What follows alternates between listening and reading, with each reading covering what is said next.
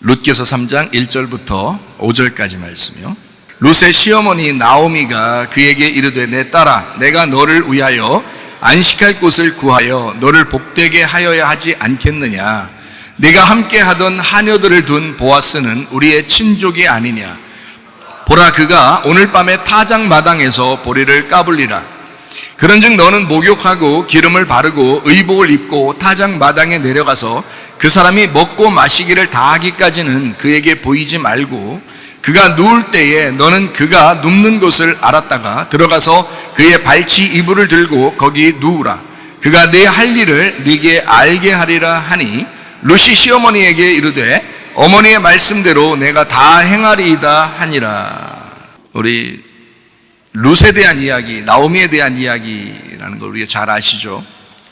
13절, 14절을 우리 또 같이 보도록 하겠어요. 이 밤에 여기서 머무르라. 아침에 그가 기업 물을 자의 책임을 내게 이행하려 하면 좋으니 그가 그 기업 물을 자의 책임을 행할 것이니라. 만일 그가 기업 물을 자의 책임을 내게 이행하기를 기뻐하지 아니하면 여호와께서 살아 계심을 두고 맹세하노니 내가 기업 물을 자의 책임을 내게 이행하리라. 아침까지 누워 있을지니라 하는지라. 룻이 새벽까지 그의 발치에 누웠다가 사람이 서로 알아보기 어려울 때에 일어났으니 보아스가 말하기를 여인이 타작마당에 들어간 것을 사람이 알지 못하여 할 것이라 하였습니다. 오늘 양보와 배려라는 말을 통해서 여러분에게 함께 은혜를 좀 나누려고 생각을 하고 있습니다. 사람들이 양보하는 거하고 배려하는 거를 참 못하는 사람들이 많죠. 그러니까 다른 사람 생각을 못하고 자기만 생각하고 사는 사람이 참 많잖아요. 예전에 저도 그랬던 것 같아요. 어릴 때는. 요즘도 그런지 모르겠어요. 생각을 많이 하는데도 그래도 좀 실수도 하고 아마 그럴 겁니다. 하물며 저도 그런데 사람들이 양보하고 배려한다는 게 쉬운 일은 아니죠. 자기를 먼저 생각하죠. 아무래도 뭐 교회 다니면서도 하나님보다 자기 먼저 생각하는 사람이 너무 많은데요. 그러니 오죽 하겠냐고요. 다 자기 먼저 생각하는 게 참 많다. 자기를 위해 살아가는 사람들, 좋은 관계를 위해서는 자기만을 위한 생각을 좀 내려놓고 양보할 필요가 있습니다. 이걸 우리가 좀 오늘 생각을 좀 한번 해봐야 되는 거예요. 그러니까 양보한다는 게 좀 이렇게 양보 좀 하자. 우리 당신 먼저, 형님 먼저, 아우 먼저, 형님 먼저, 아우 먼저, 그럼 내가 먼저, 뭐 이런 것도 있는데 이것만 양보가 아니죠. 좀 이렇게 한번 생각을 해보자는 거예요. 오늘 룻기서를 통해서 생각해 보는 거니까 룻하고 나오미가 참 얼마나 양보심이 강한가 한번 요걸 한번 생각해 봐요. 얼마나 배려심이 강한가 요걸 한번 생각해 보라고요. 특별히 교회 직분자들은 가정에서도 이런 양보와 배려가 굉장히 탁월해야 합니다. 또 교회 안에서도 마찬가지고요. 직장에서도 학교에서도 마찬가지예요. 양보심과 배려심이 우리 교회 다니는 사람들은 더 많아야 된다는 거죠. 그래서 양보와 배려라고 하는 게 그럼 진짜 양보가 뭐냐? 요걸 이제 우리가 좀 알아봐야 되겠죠. 진짜 양보가 뭐냐? 양보하고 싶잖아요. 배려하고 싶잖아요. 우리가 기독교인이니까 아무래도. 그런데 진짜 양보가 뭐냐? 요거를 이제 한번 성경을 통해서 한번 보고 싶은 거예요. 진짜 양보는 뭐냐면 나와 그 사람이 분리하고 나누어지는 것입니다. 그거를 성경적인 양보라 그러는 거예요. 나보다 상대방을 먼저 배려하는 거죠. 상대방을 먼저 생각하는 거예요. 그러면 내가 취할 것이 없어지게 되죠. 왜냐하면 상대방을 먼저 생각했잖아요. 그러니까 내가 취할 게 없어지는 거죠. 그죠? 상대방을 먼저 생각했으니까. 그걸 진짜 양보라고 그러니까. 그럼 상대방이 이제 그것을 내가 배려해 줬으니까 상대방이 날개를 달고 마음껏 살아가게 될 거 아니에요. 그죠? 왜냐하면 그 사람도 우리만 생각하는 게 아니라 그 사람을 생각해 보면 그 사람도 하나님의 인격체잖아요. 하나님의 사랑받는 인격체잖아. 그러니까 그 사람이 날개를 달고 막 날아갈 수 있도록 만들어주는 양보. 이게 진짜 양보죠. 너는 가만히 있어야 돼. 내가 날개 달고 움직여야 되니까 너는 나를 위해서 가만히 있어야 돼. 이게 아니라 그 사람이 날개를 달고 날아갈 수 있도록 만들어주는, 그게 진짜 양보다. 하나님의 사랑받는 인격체. 제가 성경을 한번 가만히 보니까요, 마태복음 6장 33절을 우리가 보니까, 그런즉 너희는 먼저 그의 나라와 그의 의를 구하라. 그리하면 이 모든 것을 너희에게 더하시리라. 하나님은 우리에게 언제나 이런 요청을 합니다. 뭐라고 요청하냐면, 먼저 그의 나라와 그의 의를 구하라. 그리하면 반드시 하나님과 소유가 어떻게 된다? 하나님과 내 소유가, 하나님하고 내 소유하고 어떻게 돼? 반드시 분리가 되죠. 먼저 그 나라와 그의 의를 구해보세요, 여러분. 성경대로, 여기 지금 있는 성경대로 여러분이 먼저 그 나라와 그의 의를 구해보시라고요. 그러면 여러분, 내 자신의 소유는 다 끊어집니다. 이게요. 먼저 그 나라를 구했죠? 그의 의를 구했죠? 그러면 내가 가지고 있는 건 다 없어지죠. 분리가 되는 거죠. 만약에 먼저 그 나라와 그의 의를 구하지 않고 먼저 너만 생각하고 너만 위해 살아라 그러면 분리가 안 되죠. 그냥 그대로 내 건 다 내 거니까. 남의 것도 내 거, 내 것도 내 거, 이렇게 되죠. 그런데 하나님은 우리에게 뭐라고 요청하냐면, 먼저 그 나라와 그의 의를 구해. 그러면 내 거가 없어지는 거죠. 그렇죠? 먼저 그 나라와 그의 의를 구했으니까 나라고 하는 내 소유에서 벗어나는 거죠. 그렇죠? 네. 여러분이 먼저 그 나라와 그의 의를 구하기 위해서 이곳에 오셨잖아요. 여러분이 스스로 여러분 집에만, 여러분 자신을 위해서만 있었으면 여러분 스스로의 그냥 여러분 거니까 분리를 안 시키니까 먼저 그 나라와 그의 의를 구하지 않은 거죠. 그렇게 되면. 근데 먼저 그 나라와 그의 의를 구함으로써 내가 가지고 있는 시간과 내가 가진 생명과 내가 가진 여유와 이런 것들을 다 분리시킨 거잖아요. 하나님에게. 잘 생각해 보라고요. 이거를 뭐라고 그러냐면 배려심, 양보심. 그렇죠? 나로부터 분리를 시켰다 이 말이에요. 좀 더 얘기해 봐요. 나와 나의 소유는 처음부터 나누어져야 되는 것입니다. 성경에서도 항상 나눔에 대한 축복을 이야기하죠. 하나님도 자기의 생명을, 자기 아들을 통해서 자기 생명을 우리에게 나누어 주려고 있다는 것인 거예요. 그렇잖아요? 그러니까 하나님과 그 아들은 분리가 된 거죠. 그래서 우리가 그 혜택을 받은 거예요. 맞죠? 그게 분리.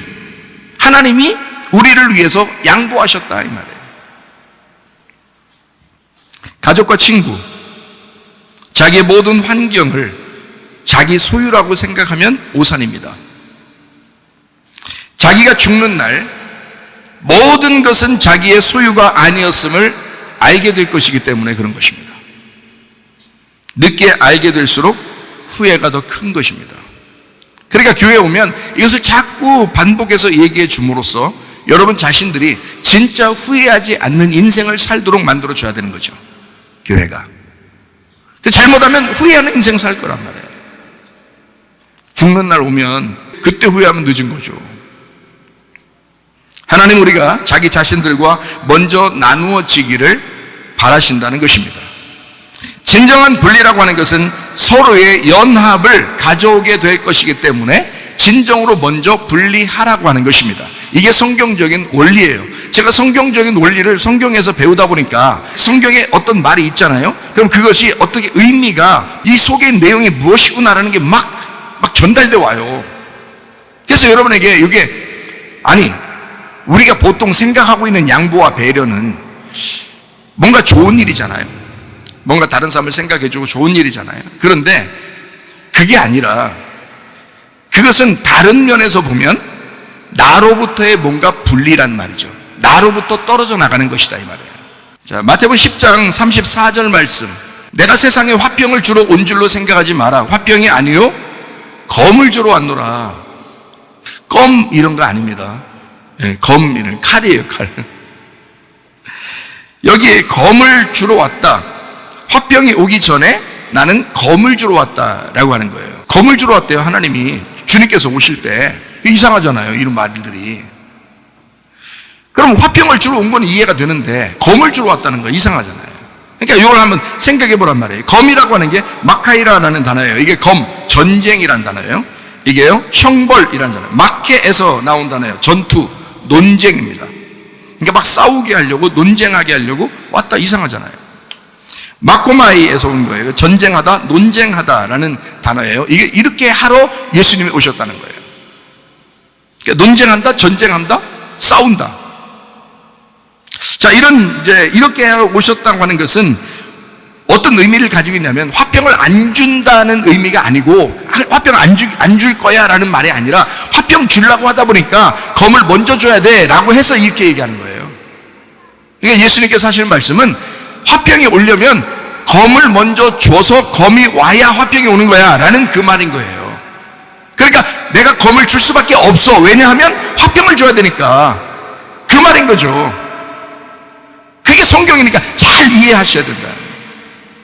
우리는 검을 생각 안 해요. 아예 생각하기 싫어한다고요. 어떻게 싸워? 어떻게 싸우는 거, 그러니까 싸우지 않으려고만 생각한다는 거죠. 화평만 생각하는 거예요. 근데 그렇지 않죠. 먼저 그 나라와 그의 의를 구하려다 보니까 검이 오는 거예요. 내 주변의 환경과 나와 우리 가족들과 싸움이 일어나죠.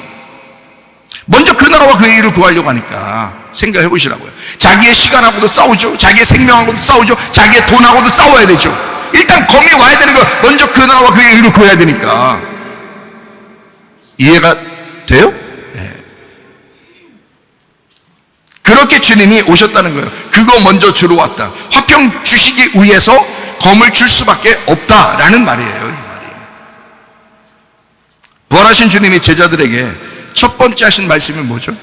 요한복음 20장 19절 말씀에, 이날 곧 안식 후 첫날 저녁 때에 제자들이 유대인들을 두려워하여 모인 곳에 문들을 닫았더니 예수께서 오사 가운데 서서 이르시되 너희에게 평강이 있을지어다.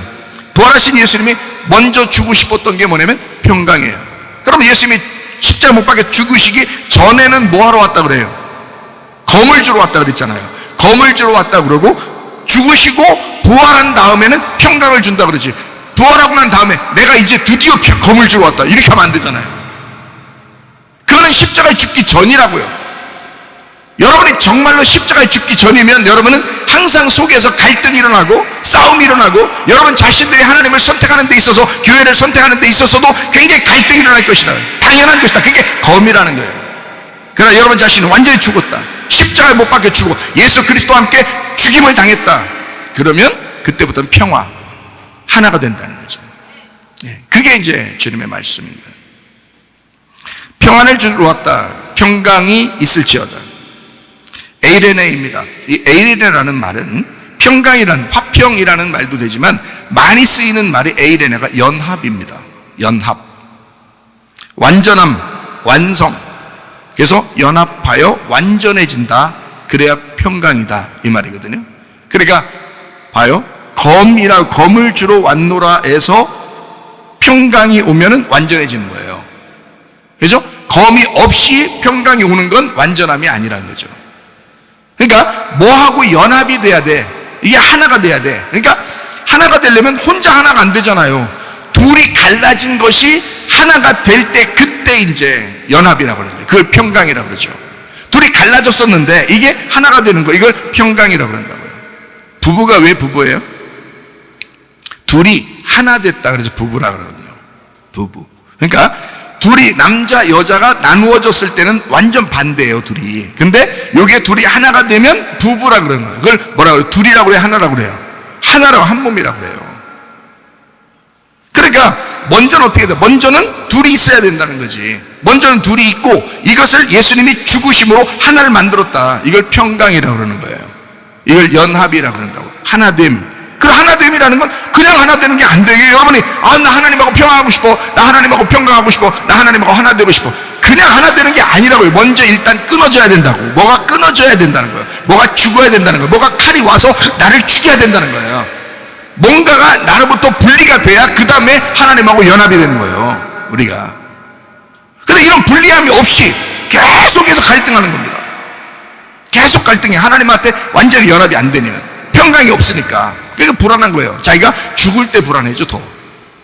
내가 천국 갈 수 있을까? 이런다고요. 그러면 이건 늦은 거라니까, 그때 되면. 지금 성경을 잘 들으시라고요. 이런 말씀들을 잘 듣고, 이 순서가 있구나. 평강이라는 이 단어는 예수님이 부활하고 난 다음에 주시는 건데, 부활하고 난 다음에는 평강이라는 건 연합을 시키는 거구나. 그럼 연합이라는 것은 뭔가 갈라져 있던 것이 하나 된 걸 얘기하는 거니까, 연합, 하나됨, 평강, 평화, 이렇게 되는 거니까, 갈라졌어야 된 것이었구나. 먼저 뭔가가 갈라져야 되는구나. 그럼 뭐하고 갈라질 거예요, 여러분? 하나님하고 갈라질 거예요? 아니, 이미 우리는 태어날 때부터 하나님하고 갈라져 있었다니까요. 원래가 하나님으로부터 갈라져 있었어요. 근데 하나님하고 또 갈라져요? 어떻게? 아니라고. 이 땅에서 내가 가지고 있는 것들이 있다고요. 내 시간, 물질, 몸, 마음, 또 내 가족들, 자녀들, 남편, 아내, 부모, 이런 게 있을 거 아니에요. 그거하고 너하고 갈라지라는 거야. 너하고 갈라지라는 거야. 그게 예수님이 말한 검을 주러 왔노라 이거거든요. 근데 안 갈라져요. 모른다고. 하나님하고 연합하려고는 하는데 자기는 이 갈라짐이 없는 거예요. 갈라짐이 없는 상태에서 하나님하고 연합을 하려고 하는 거예요. 근데 하나님 뭐라 하면 일단 갈라놔봐. 먼저 그 나라와 그의 일을 구해봐. 그게 갈라짐이야. 그 갈라짐인데 그 갈라짐이 있으면 내가 하나가 될게 너하고. 그러면 다른 거 다 돌려줄게 이 말이거든요, 하나님이. 그런데 다 뺏길 것 같은 거예요, 하나님한테 다 뺏길 것 같은 거예요. 여러분, 교회 다니는 사람이, 교회 다니는 자녀가 더 효도할 겁니다, 여러분. 부모에게. 왜 그런지 알아요? 자기 교회 다니니까 오히려 부모하고 떨어진 것 같죠? 나중에 보세요. 누가 진짜 효도하는지. 부모하고 처음에 떨어져서 교회에 나온 것 같지만 어느 날 이 아이가 하나님하고 하나가 되고 연합이 되면 그 사람이 진짜 효도한다고요. 이 사람이 마음으로 효도가 한다고. 하나님의 마음을 가지고 효도한다고요. 그게 진짜라고요. 근데 사람들이 이 아들을, 딸을 교회에 뺏길까봐 막 못 뺏기게 만들려고 그래. 내 거야. 너는 나한테만 같이 충성해야지. 나한테만 효도하고 같이 있어야지. 나중에 어느 날 진짜 불효자 됩니다. 영적으로 마음으로 하나님 마음을 모르고 효도하려고 하는 거예요. 그러니까 돈이나 좀 갖다 던져주면 되는 줄 알고 효도가. 아니면 양로원이나 모셔다 드린다든지 아니면 생색내는 거죠. 자기도 마음이 없는 거예요. 마음이 안 생기는 거예요. 하나님 마음이 들어와야 된다니까요. 진짜 효도하려면 하나님 마음이 들어와야 돼. 진짜 효도하려면요. 근데 하나님 마음이 안 들어와. 그런 상태에서 효도한다니 효도가 되냐고. 자기 집구석을 먼저 생각하지 부모님 먼저 생각하겠냐고. 생각을 해보라고요. 안 된다니까. 근데 진짜 하나님 마음이 들어와서 하나님과 연합이 되면요, 효도하지 말라고 해도 효도합니다. 나중에 진심으로 효도하려고 하는 거죠. 그 마음으로 생각을 해보시라고요. 화병을 주시기 위해서 검을 먼저 주시는 하나님. 그게 어떤 의미인가 잘 생각해 봐야 된다. 주님은 부활하고 난 다음에 평강을 주기를 원하셨다. 왜냐하면 부활이라는 건 죽음을 전제로 하는 거잖아요. 그러니까 죽음을 전제로, 다시 말하면 죽음이 뭐예요? 죽음이 갈라놓는 거예요. 죽음이 갈라놓는 거야. 그 죽음을 전제로 부활했을 때 평강이 온다. 연합이 온다는 거예요. 그러니까 교회에 오는 사람들은 끊임없이 하나님과 연합을 해야 되는데 그냥 무조건 연합 이렇게 생각하면 안 된다는 거지. 나의 죽음이 연합을 가져오겠구나. 나의 죽음이 우리 가정의 평강을 가져오겠구나. 이걸 생각하셔야지. 화평의 목적을 위해서 날마다 자기를 부인하고 자기 십자가를 지는 검이 필요하다 그 말입니다. 누가복음 9장 23절의 말씀이에요. 또 우리에게 이르시되 아무든지 나를 따라오려거든 자기를 부인하고 날마다 제 십자가를 지고 나를 따를 것이니라. 주님이 이렇게 말씀하시면서 제자들에게 부탁하잖아요. 야, 네 자신을 부인하고 십자가 지고 날 따라와야 돼 라고 계속 얘기하시면서 우리한테는 야, 내가 부활하고 난 다음에 보니까냐, 야, 아무것도 아니야, 니네는 이렇게 안 해도 돼, 우리한테 그러겠어요? 아니라고요. 성경 말씀에 기록돼서 우리에게 말씀하시는 건 지금 우리에게 이 말씀이 우리에게도 적용된다는 말이죠. 그러면 내가 어떤 나 자신을 부인하고 그리고 십자가를 지는 것이 있어야 주님을 따라가는 거죠. 그게 없으면 주님 따라가는 게 아니잖아요. 그러면 그 자기를 부인한다, 십자가를 진다, 그게 다 뭐예요? 분리라는 거죠. 갈라짐이라는 거죠. 그게 끊어짐이라는 거죠. 그게 주님이 주시는 칼이라는 거죠. 이해가 되시겠습니까? 마태복음 10장 36절 말씀 한번 봐요. 사람의 원수가 자기 집안 식구리라. 아들과 아버지와 분리하라는 거예요. 아버지와 아들과 원수래요. 딸과 어머니가 원수래요. 그러면 딸과 어머니가 어떻게 원수가 돼요? 딸과 엄마가 원수, 분리하라는 거예요.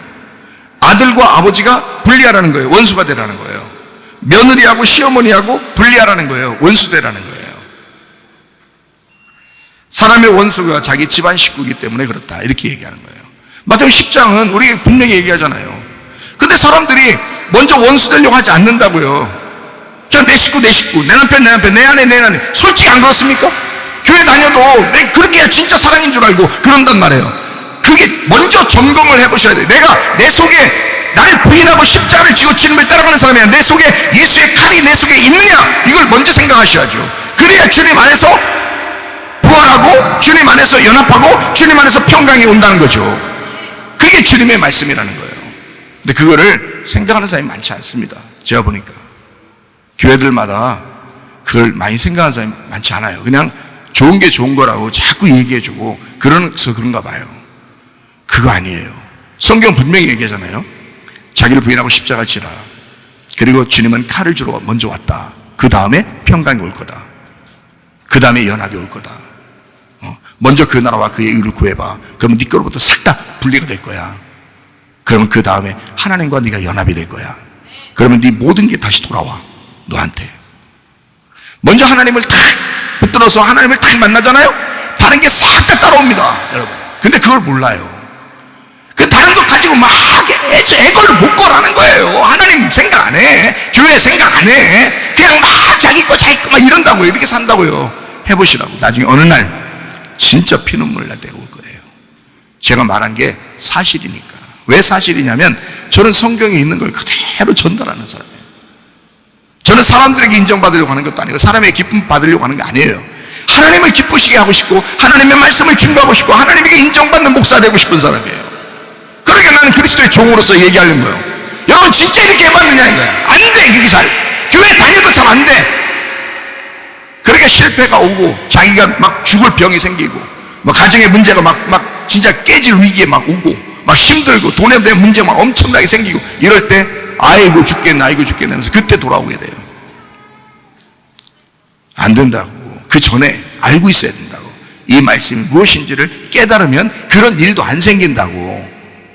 주님이 우리 보고 뭐 불행하라고 뭐 이 땅에 우리를 창조하시고 자기가 십자가 못 박혀 죽으시고 부활하시고 그렇겠어요? 우리 불행하라고?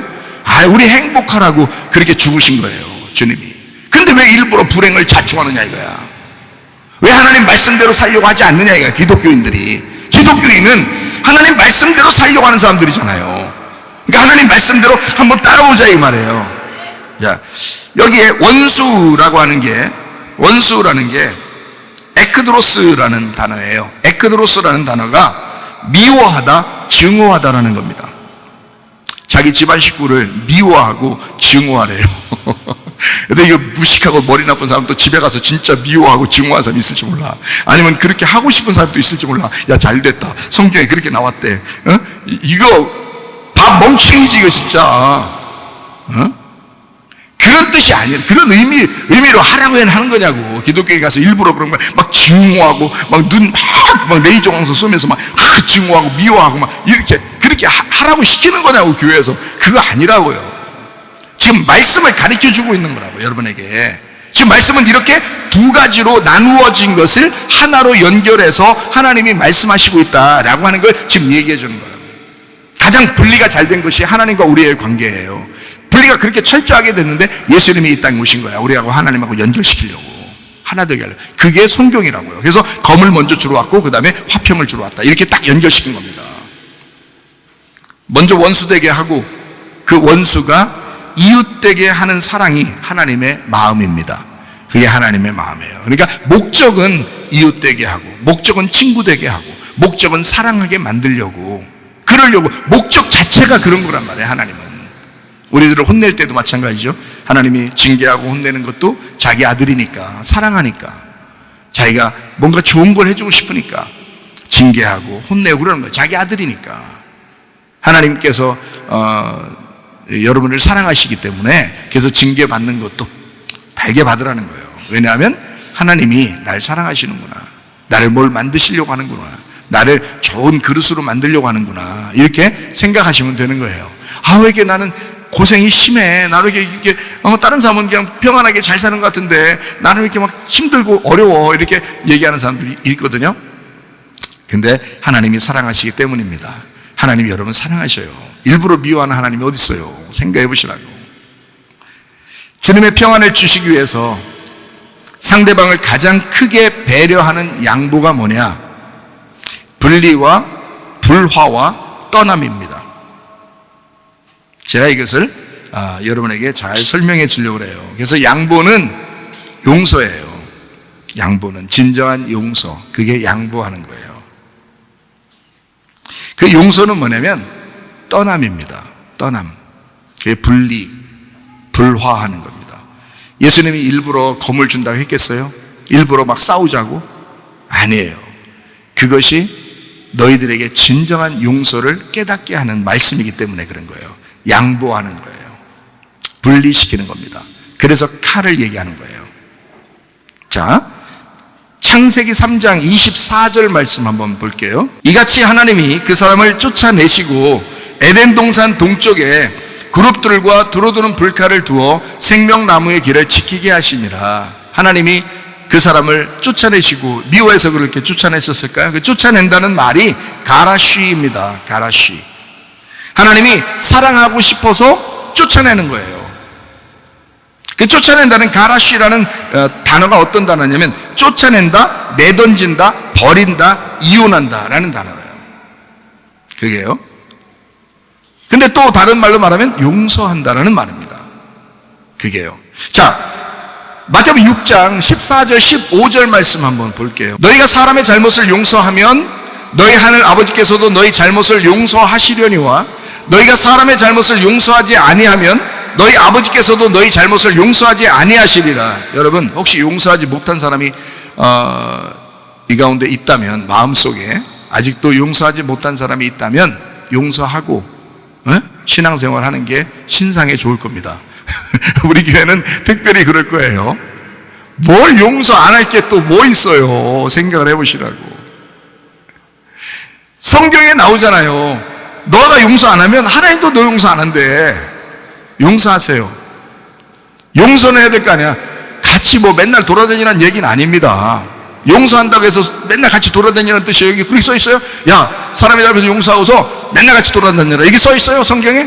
아니잖아요. 그런 의미가 아니라고. 같이 뭐 맨날 같이 밥 먹고 맨날 같이 돌아다니고 이런 거 아니라고요. 그렇게 안 해도 돼. 그러나 네 마음에 진짜 용서가 있느냐? 근데 교회 같이 생활하는 사람은, 우리 교회에서 같이 생활하는 사람들은 용서하는 마음이 진짜 있어서 진짜 정말 용서했으면 같이 밥도 먹어야죠. 우리 교회에서는 같이 다녀야죠. 우리 교회에서는 같이 봉사해야죠. 그거는. 그러나 이제 멀리 있는 사람을 갖다 일부러 용서했다고 해서 맨날 같이 만나가지고 밥 먹고 같이 돌아다니고 그렇게 하라는 뜻은 아니잖아요. 그 사람이 맨날 또 미련한 짓을 하는데 그거 하다 또 계속 따르고 인정해주고 그런 얘기는 아니잖아요. 미련한 사람과 동행할 수는 없는 거니까. 지혜로운 사람과 동행해야 되니까. 예수 그리스도를 사랑하는 사람과 동행하셔야 합니다. 특별히 여러분 자신들이 먼저 잘못을 용서할 수 있는 그런 마음을 가지셔야 된다 이 말이야. 그 마음을 갖고 생활하셔야 돼. 여러분 왜 못해요? 왜 못해? 내가 예수님 만나보니까 그냥 용서하고 싶더라고. 다 그냥. 저도요, 사람 목사인데도 저도 사람 때려 죽이고 싶은 사람이 있더라고.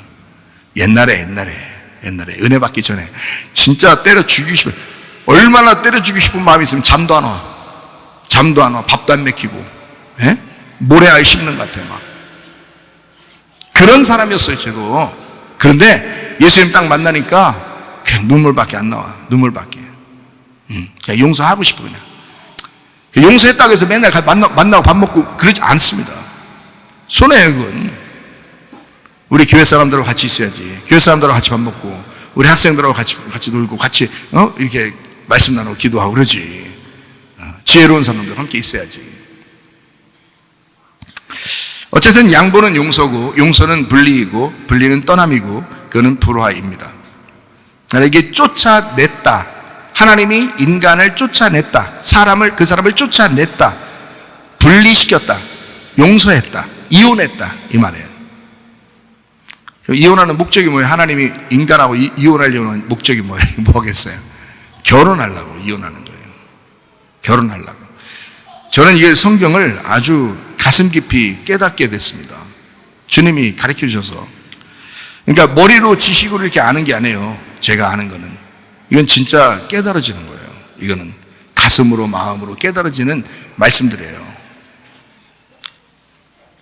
그래서 마태복음 6장 14, 15절에 이렇게 말하는 잘못을 용서하라, 이 단어가 용서가 아피에미라는 단어예요. 아피에미. 이 아피에미라는 단어가 내보내다, 버려두다, 용서하다, 이혼하다, 그런 단어예요. 자, 용서라는 게 뭐하고 같은 거라는 얘기죠. 그러니까 진짜 용서한다는 게 이혼한다라는 말하고 같은 거예요. 어떤 사람은 그래요. 막 미워 죽겠는데 이혼 안 한대요. 어떤 사람도. 그거 희한하더라고. 왜 그러냐 했더니 이혼하면 저 사람이 딴 데 가서 또 행복하게 살까 봐 그런대요. 기분 나빠서 이혼 못 해준대요. 그래서 도장 찍어달라고 그 사람이 그 도장 자기 건 찍고서 그 종이를 그렇게 몇 년을 따라다니면서 그 얘기를 한대요. 도장 좀 찍어달라고. 근데 못 찍어. 내가 눈에 흙이 들어가는 게 전까지는 내가 못 찍어줘! 막 이러면서 그런다네요. 그거는요, 진짜 미워하는 거예요. 그건 같이 사는 게 아니고, 같이 살려고 그러는 게 아니라, 진짜 미워하는 거예요. 그거는요, 행복을 위한 칼이 아니라, 불행을 위한 칼인 거예요. 그거는. 그 사람이 진짜 행복할 수만 있다면, 자기가 이혼을 함으로써 그 사람이 행복할 수만 있다면 당연히 그렇게 할 수 있어야 되죠. 그 도장 찍어달라면 찍어줄 수도 있고 그래야지. 그래야 진짜 행복하다면. 응? 그런데 그걸 안 해. 자기 눈에 흙이 들어가기 전까지는 안 해준다. 용서를 못 한다는 얘기예요. 성경적으로 보면, 지금 제가 성경적인 얘기를 하는 거지, 또 이 교회는 또 이걸 조장하고 있구나 그렇게 하지 말고, 그 말이 아니라고. 용서라는 단어가 아피엠이라는 단어인데, 진정으로 용서한다는 말은 이혼한다는 단어예요. 이 말이요. 버려둔다, 내버려두다. 그러니까 여러분, 어떤 사람 미워 죽겠거들랑요, 그 사람 행복이 무엇인가 한번 찾아보세요. 그 사람 행복이 무엇인가. 정말 미워 죽겠거들랑 그렇게 한번 해보시라고. 저 사람이 어떻게 하면 저 사람이 행복할까? 내가 어떻게 하면 행복할까? 이거 아닙니다. 자기가 어떻게 하면 행복할까? 이게 아니고, 저 사람이 어떻게 내가 해줘야 저 사람이 진짜 행복할까? 그렇죠? 그걸 뭐라 그래, 지금? 그걸 지금 뭐라 그래? 배려해 주는 거잖아. 양보해 주는 거잖아. 그거를 성경에서 아피엠이, 그 단어가 뭐라고요? 용서한다라는 단어라고요. 용서한다. 그러니까 여기에 네가 진짜 그 사람의 잘못을 용서해 줘라 하는 말은 그 사람이 진짜 행복하게 해 줘라 그 말이야. 너 그 사람 신경 쓰지 말고 그 사람 행복하게 해 줘라 이거야. 그게 용서라는 거예요. 같이 붙들고 있으면서 서로 불행하게 하지 말고. 자, 뭔 말인가 계속 또 이야기해봐요. 말씀이 아주 풍성해집니다. 나오미의 입장을, 룻기서 3장에 나오미의 입장을 한번 생각해봐요. 나오미의 입장. 자, 잘 생각해요. 나오미 입장입니다. 여러분 지금 나오미 입장이야. 자기가 시어머니인데 며느리가 며느리를 하나 뒀는데 며느리가 다른 남자 만나. 이런 생각하지 마시고 지금 그 얘기가 아니라고요. 여러분이 나오미라고 생각해보고, 그리고 나오미 입장에서 한번 생각해봐요. 룻이 보아스를 만나게 되면 어떻게 될까요? 나오미 입장에서는 룻이 보아스를 만나게 되면 실제로 어떻게 될까요? 여러분 여러분 아들이 죽었어요. 근데 며느리 혼자 데리고 있어. 근데 그 며느리를 데리고 있는데 그 며느리가 어떤 남자를 사랑하게 돼서 만나가지고 결혼을 다시 하게 됐어요. 그럼 어떻게 되겠어요? 나오미 입장에서는. 그렇죠. 여러분 시어머니 입장에서는 어떤 마음이에요? 어떤 거예요? 어떻게 된 거예요? 보내는 거예요. 그죠? 그 사람을 떠나 보내는 거라고요. 지금 룻이 보아스를 만나게 되면 자기를 떠날 줄을 안다는 거죠. 그게 나오미의 마음이라고요. 나오미는 지금 룻이 보아스를 제대로 만나서 나를 떠났으면 좋겠다라는 거예요. 이게 쉬운 결정이겠냐고. 그게 쉬운 결정이 아니죠. 나오미는 룻을 떠나 보내기로 결심을 했다는 겁니다. 그래서 룻이 보아스를 만나기를 원했던 거예요. 그걸 성경적으로 보면 내보낸다는 겁니다. 내보낸다. 자기는 내보내려고 하는 거예요. 그렇죠? 자, 며느리가 다른 남자 만나면 자기는 지금 시어머니는 지금 가만히 혼자 있어야 되는데 생각해보세요. 떠나보내는 거죠. 보내면 이건 자기하고 룻하고 같이 살았는데 갈라지는 거죠. 분리하는 거죠. 근데 룻의 행복을 위해서는 용서해 주는 거죠. 룻을 갖다가 계속 며느리가 시어머니랑 같이 있게 하려고 그대로 붙잡고 있으면 나오미 시어머니 입장에서는 편하지만 행복하지만 룻은 불행할 수도 있잖아요. 그죠? 근데 룻을 갖다가 다른 남자 만나게 해서 보내면 룻은 행복할 거 아니야. 나오미는 슬프고. 그죠? 그렇게 보내는 거를 용서. 자기가 불행할 수도 있지만 용서하는 거예요. 양보하는 거예요. 배려하는 것입니다. 굉장한 이야기죠. 굉장한 이야기입니다. 성경에 놀라운 역설적인 이야기입니다. 그러니 보통 사람들이 이해하기가 어렵죠. 성경이. 얼마나 큰 불화입니까? 자기하고 떨어져야 되니까. 얼마나 큰 분리입니까? 진정한 떠남 아닌가? 진정으로 떠나는 거예요. 자기 마음속에서도 이제는 너는 내 며느리가 아니라 너는 보아스의 남편인 보아스의 아내가 되었다. 너는 내 거가 아니다. 너는 나하고 분리하는 거야. 너는 나하고 떠나는 거야. 진정한 칼이, 진정한 불화가, 진정한 전쟁이 그 가정에 왔다 이 말입니다. 예수님의 놀라운 역설적인 이야기 오늘 이해가 되겠죠? 진짜 불화하는 것은 서로의 연합이며 사랑을 가져오는 행위입니다. 하나님과 연결되지 않은 사랑은 진정한 사랑이 아니기 때문에 마태복음 6장 33절에 말씀하듯이 먼저 하나님의 나라와 하나님의 의의를 구해야 된다.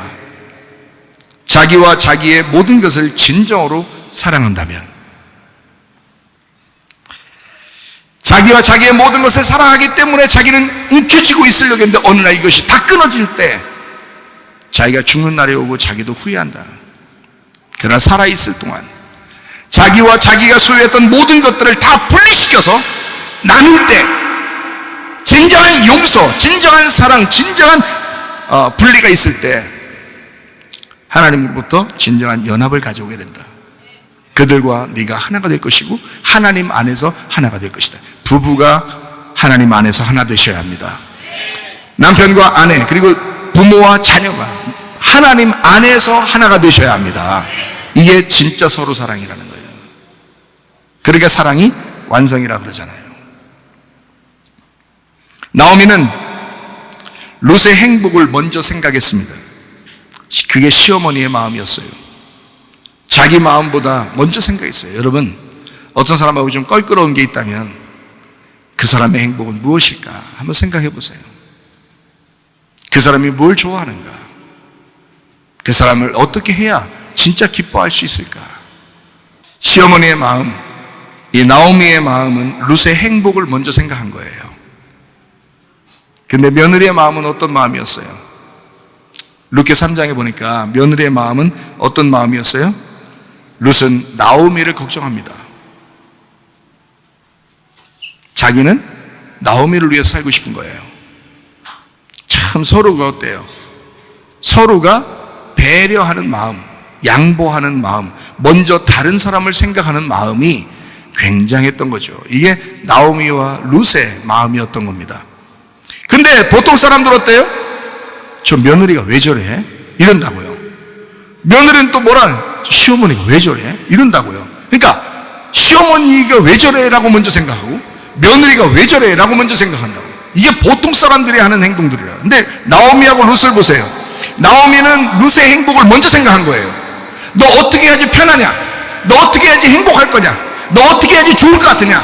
나를 떠났어도 좋다. 그러나 너는 행복해야 된다. 나는 불행해도 좋다. 너는 행복해야 된다. 이게 나오미의 마음이었다고요. 근데 또 룻은 어떤 마음이었어요? 나 때문에 어머니가 불행하면 안 되고 나 때문에 어머니가 너무 걱정스러우면 안 되니까 어머니를 걱정합니다. 참, 이런 시어머니와 며느리가 많이 있는지 모르겠어요. 쉽지 않아. 요즘에 쉽지가 않아. 그래서 이렇게 얘기할 때 속으로 그러죠. 시어머니들은 보세요. 그래요, 며느리가 그런 생각 했으면 좋겠다 이런 생각 안 해. 또 며느리도 또 속으로 어떻게 생각해? 시어머니가 먼저 그런 생각 좀 했으면 좋겠다 이렇게 또 생각한다고요. 이 설교 말씀 들으면서. 그러지 말고 상대방을 생각하지 마. 나는 어떤 생각을 가져야 되는가? 나는 시어머니로서 어떤 생각을 가져야 하나? 나는 며느리로서 어떤 생각을 가져야 하나? 나는 정말 룻과 같은 며느리인가? 나는 나오미와 같은 그런 시어머니인가를 생각하셔야죠. 자기를 생각해야죠. 자기 주변에 있는 모든 건 다 자기니까 그것으로부터 분리가 일어나야 된단 말이에요. 그게 진정한 사랑이라는 겁니다. 마태복음 6장 33절 먼저 하나님의 나라와 하나님의 의를 구해야 된다. 요한복음 13장 34절 35절의 말씀, 새 계명을 너희에게 주노니 서로 사랑하라. 내가 너희를 사랑한 것 같이 너희도 서로 사랑하라. 너희가 서로 사랑하면 이로써 모든 사람이 너희가 내 제자인 줄 알리라. 이런 아름다운 관계를 위해서 보아스가 등장하는 것입니다. 그리고 보아스는 룻에게 기꺼이 기업 물을 자가 되겠다고 선언합니다. 하나님이 교회에 그토록 바라시는 서로 사랑이 되고 서로 하나 되는 사랑이 되는 장면, 보아스를 통해서 하나 되는 그런 장면입니다. 보아스가 보아스를 주겠다는 것입니다. 보아스의 재산이 어마어마하게 많았겠죠. 그 당시에 가장 갑부였을 겁니다.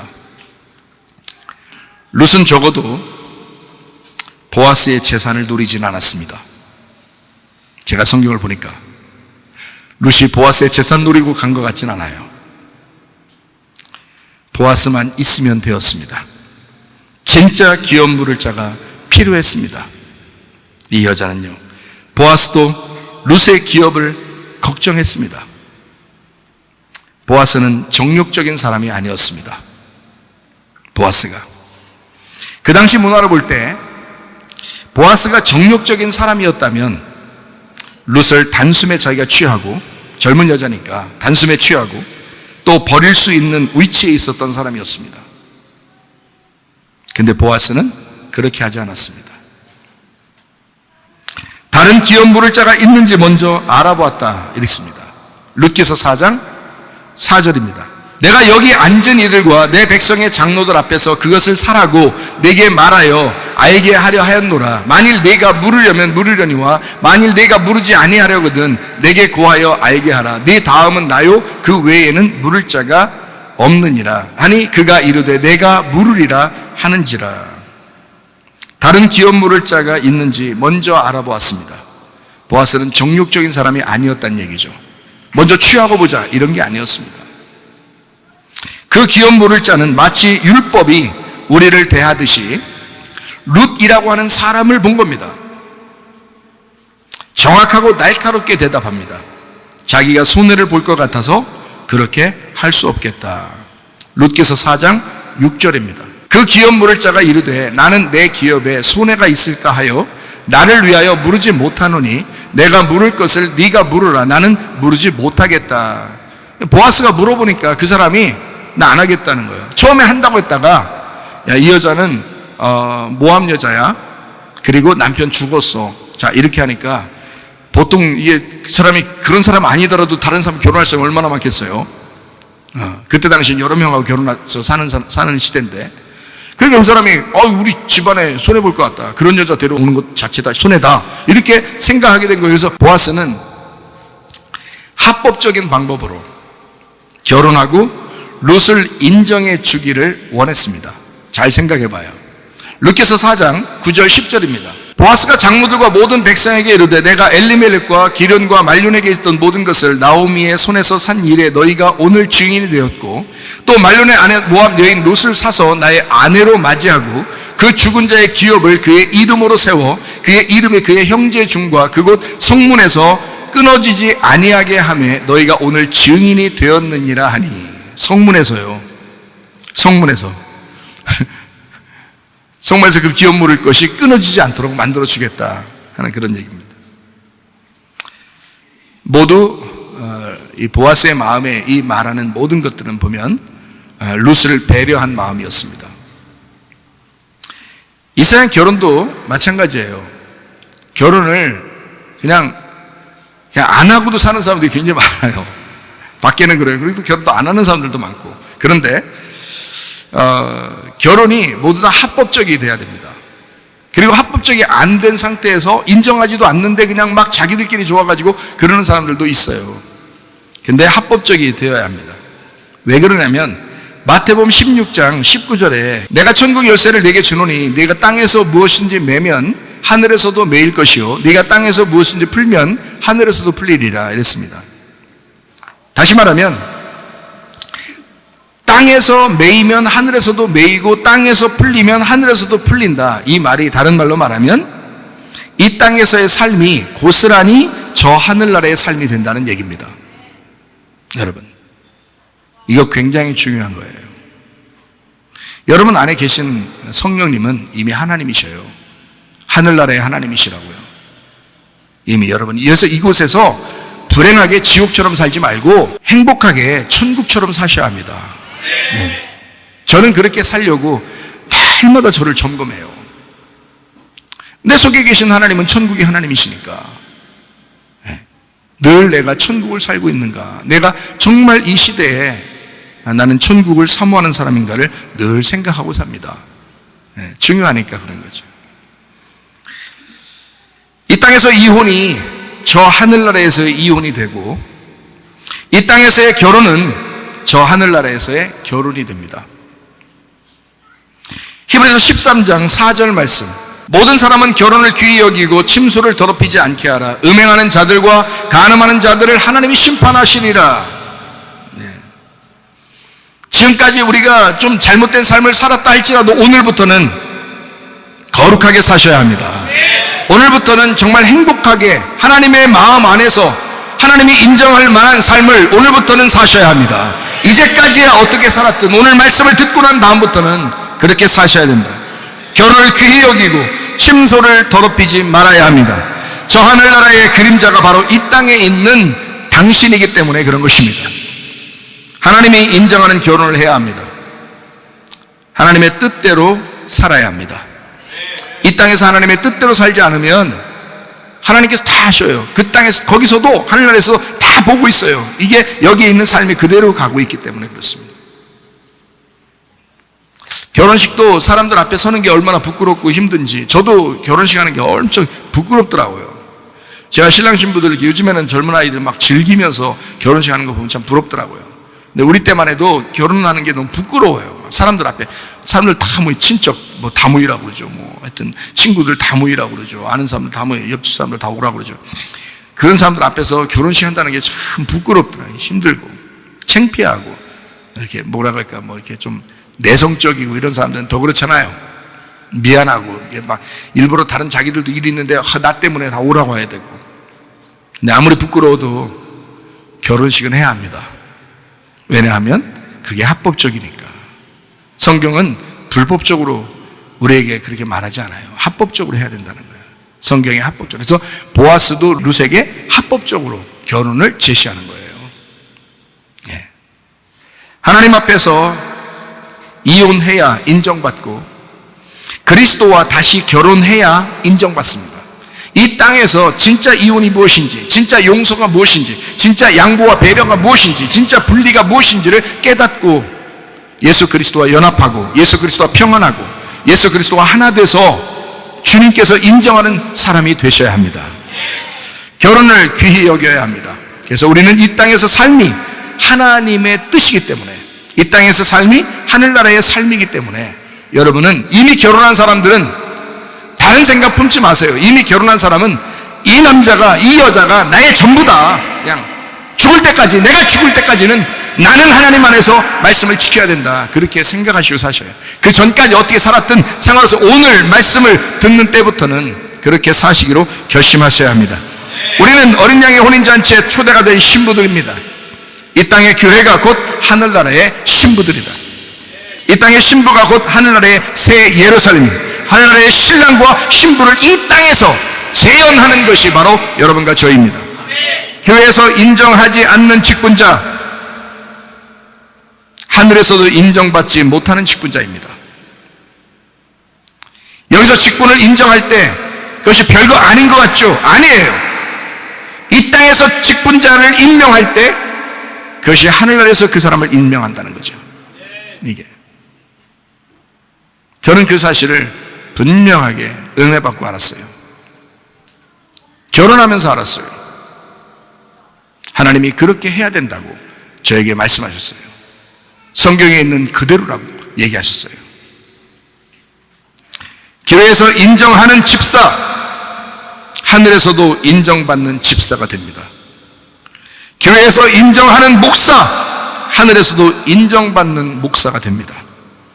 교회에서 인정하는 직분은 하늘에서도 인정받는 직분이 되기 때문인 것입니다. 여러분, 이 땅에서, 우리 교회에서 여러분에게 직분을 맡겨주고들랑 최선을 다하고 충성스러운, 성령 충만한, 지혜가 충만한, 믿음이 충만한 사람들이 되셔야 합니다. 이 땅에서의 교회가 천국이 되면 하늘나라에서도 교회가 천국이 됩니다. 이 땅에서의 교회가 지옥이 되면 심판의 날에 당신도 지옥을 경험하게 될 것입니다. 죽어서 가는 천국만을 고집하지 마시기를 바랍니다. 진정한 교회가 되셔야 합니다. 이 땅의 교회가 곧 하늘나라의 천국이기 때문에 그렇습니다. 그러면 여러분, 우리 자신들, 당신은 천국의 일원이 되었습니까? 우리 교회의 일원이 되셔야 천국의 일원이 됩니다. 여러분, 그걸 모르시죠? 그냥 예수 믿으면 뭐 천국 가겠지 뭐 그럴지 모르지만, 여러분, 제가 오늘 말씀을 그대로 나누죠. 이 땅에서 교회가 인정하는 대로, 여러분, 이 땅에서 결혼한 사람이 하늘나라에서도 그 사람 둘이를 부부라고 그러는 것입니다. 이 땅에서 교회에서 여러분을 인정하는 직분자가 하늘나라에서도 그 사람을 인정하는 직분자입니다. 여러분이 보실 때 이 목사가 개차반이고 목사 같지도 않고 인정하지도 않는데 그냥 겨우 그냥 목사니까 그냥 가만 내비두고, 야 너는 지켜려라, 그냥 나는 좀 이따가 예배 끝나면 가리라, 이런 식으로 여러분이 생각한다면 저는 하늘나라에서도 인정받지 못하는 목사예요. 그러나 저를 전폭적으로 지지하고 인정해주고 사랑하는 그런 성도들이 있습니다. 그럼 우리 주님께서도 저를 인정하는 거죠. 부부는 보아스와 루트의 관계처럼 서로를 배려하는 친구의 관계가 가장 이상적인 것 같습니다. 룻이라고 하는 그 이름이 루트인데, 루트가 친구이거든요. 이게 레우트에서 왔는데 이게 짝, 이웃입니다. 그러니까 부부는 남편과 아내가 서로 짝인 거죠. 짝, 그리고 이웃인 거죠. 둘인데 하나고 하나인데 둘인 거예요. 이게. 그래서 짝인 거예요. 짝. 서로 짝. 서로를 배려하는 친구의 관계. 친구들 만나면 그렇잖아요. 같이 술도 먹고 이야기도 하고 밤새도록 얘기하면서 배려해주고 그러잖아요. 친구를 위해서 막 얘기도 들어주고 막 하잖아요. 남편이 얘기하면요, 야 시끄러워 자. 아내가 얘기하면 넌 더 시끄러워 자. 이건 아니라는 거죠. 친구처럼 같이 얘기를 많이 들어주고 얘기할 수 있는 사람, 부담 없이 서로 친구처럼 얘기할 수 있는 사람들이 되셔야죠. 우리 집에서 우리 아내하고 제가 얘기를 많이 합니다. 한번 얘기를 시작하면 2시간도 하고 3시간도 하고 막 이럽니다. 어떤 데는 새벽까지 해요. 저녁에 시작해서, 저녁 먹고 시작해서 새벽까지, 새벽 3시까지 2시까지 하고 막 눈이 안 감겨요. 나중에는 뻑뻑해 눈이. 그래도 그게 좋아, 얘기하니까. 보아스는 진짜 룻을 사랑했습니다. 룻은 보아스를 진짜 존경했습니다. 룻을 향한 보아스의 배려는 언제나 한결같았습니다. 보아스의 입장에서 자기가 부끄러워질까봐 얘기해주는 그런 말투가 아니었습니다. 룻기서 3장 14절 말씀, 룻이 새벽까지 그의 발치에 누웠다가 사람이 서로 알아보기 어려울 때에 일어났으니 보아스가 말하기를 여인이 타작마당에 들어온 것을 사람이 알지 못할 것이라 했습니다. 자기 창피해서 얘기하는 게 아니에요. 사람들이 룻을 어떻게 볼까? 아직 정식으로 합법적으로 결혼하지 못했는데 혹시 룻이 그러지 않은 사람이 남자와 같이 있는 모습이 다른 사람이 볼까봐, 그래서 배려해 주느라고요, 양보해서 배려해 주느라고 진심으로 보아스는 룻을 걱정한 것입니다. 룻이 오해받아 어려운 일을 겪을까봐 진정으로 걱정해 주는 마음, 그게 보아스의 마음이었습니다. 루카서 3장 15절 말씀이요. 보아스가 이르되 네 겉옷을 가져다가 그것을 펴서 잡으라 하매 그것을 펴서 잡으니 보리를 6번 되어 룻에게 지어주고 성읍으로 들어가니라. 보아스는 룻의 겉옷에, 룻이 우리죠. 예수님이 우리의 겉옷에 그 옷, 우리가 입은 옷, 그 예수님 자신에게 보리 6번을 되어주고 보냈습니다. 룻이 먹는 것으로 만약에 만족했다면 룻께서는 여기서 결론을 맺어야 되는 것이죠. 그러나 룻은 그 먹는 것에 만족하지 않았습니다. 룻께서는 여기에서 끝마쳐지지가 않습니다. 보아스가 베푸는 그 양식보다 더 큰 은혜가 있었다는 얘기입니다. 그거를 룻이 더 사모했다는 얘기예요. 바로 보아스 자신입니다. 룻은 보아스를 얻고 싶은 거예요. 먹는 양식을 위해서 일하는 게 아니라, 먹는 양식에 대해서 만족한 게 아니라 룻은 보아스 자신이 자기한테 올 때까지 이 룻기서가 맞춰지지 않습니다. 보아스도 마찬가지예요. 먹을 걸 좀 자기가 해주고, 내가 남편이니까 일하고 아내한테 좀 돈 좀 던져줬으니까 난 됐다, 이런 게 아니라 진실로 자기 자신을, 보아스가 자기를 룻에게 줄 때까지 이 룻기서가 멈추지 않습니다. 참 놀라운 배려와 사랑이죠. 하나님이 우리에게 베풀어 주시는 그 축복보다 더 큰 은혜가 있습니다. 바로 하나님 자신입니다. 우리는 하나님 자신에게 만족하셔야 됩니다. 그의 재산에 탐내지 말고, 하나님이 가진 재산에 탐내지 말고, 룻이 보아스의 재산에 탐내지 않았고, 룻은 보아스가 필요했던 거죠. 우리는 하나님의 가지고 계신 그 재산에 우리가 탐내는 것이 아니라 하나님 자신이 우리에게 필요해야죠. 누가복음 11장 13절, 너희가 악할지라도 좋은 것을 자식에게 줄 줄 알거든 하물며 너희 하늘 아버지께서 구하는 자에게 성령을 주시지 않겠느냐 하시니라.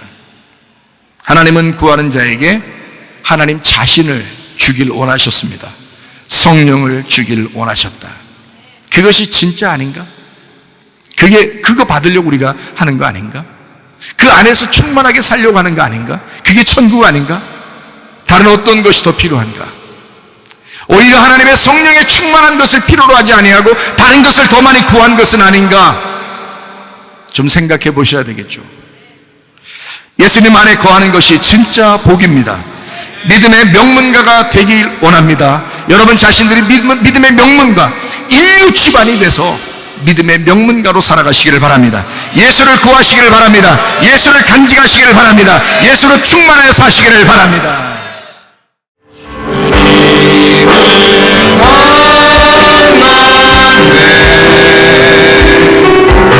정락에서 전해지는 사랑, 내게 임한 주님의 능력, 날르는 아픔의 근원을 고치셨네.